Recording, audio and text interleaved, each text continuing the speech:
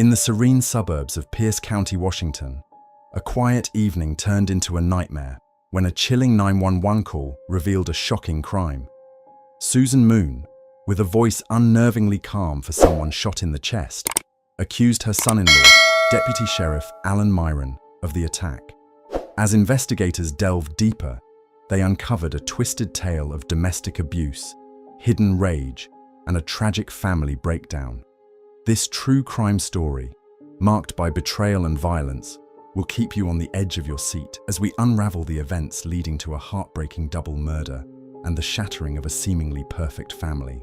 Susan and her husband Monty had come to stay with their daughter Sarah and her husband, Deputy Sheriff Alan Myron. The Malinins were well loved in their community, remembered for their kindness and generosity. Monty, at 70, and Susan, at 65, had raised numerous foster children along with their biological children, Sarah and Eric. Monty spent his time caring for his children and grandchildren, while Susan, a registered nurse, had dedicated herself to her family after retiring from her profession. On that fateful day, Tom Stevens, a neighbor, found Susan bleeding in his backyard. Despite her critical condition, Susan managed to convey crucial information.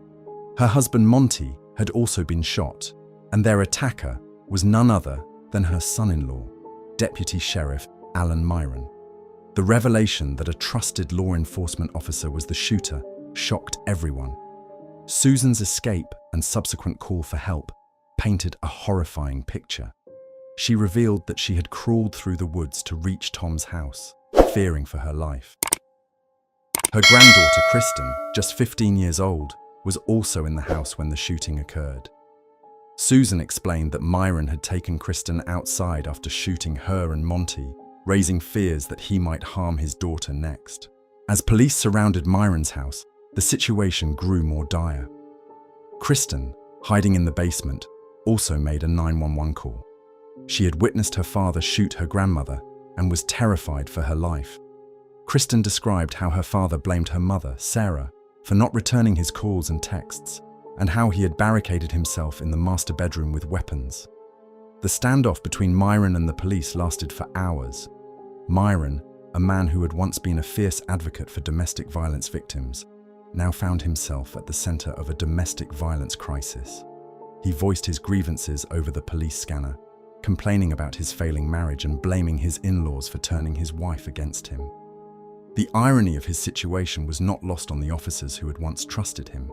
As the night wore on, Myron allowed Kristen and a family friend to leave the house, but he remained inside, armed and dangerous. Around 10 p.m., a muffled gunshot was heard. The SWAT team stormed the house and found Myron dead from a self-inflicted gunshot wound. Near his body were 4 weapons: a shotgun, a rifle, and 2 handguns.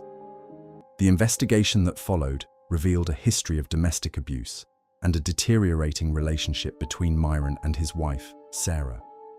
Despite his outward appearance as a dedicated law enforcement officer, Myron harbored deep-seated anger and resentment. He had been on medical leave due to a back injury and had only recently returned to duty. The stress of his personal and professional life had reached a breaking point.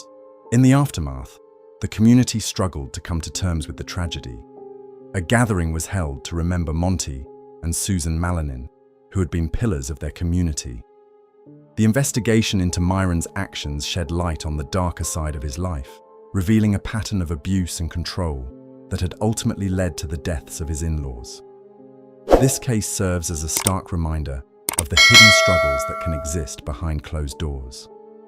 It raises important questions about the signs of domestic violence and the need for vigilance and intervention. Could this tragedy have been prevented if Myron's abusive behavior had been identified earlier? The story of Alan Myron is a haunting tale of how a respected officer's life unraveled into violence and murder. As we reflect on this tragedy, we must ask ourselves how we can better support those in abusive situations and prevent such horrors from occurring in the future.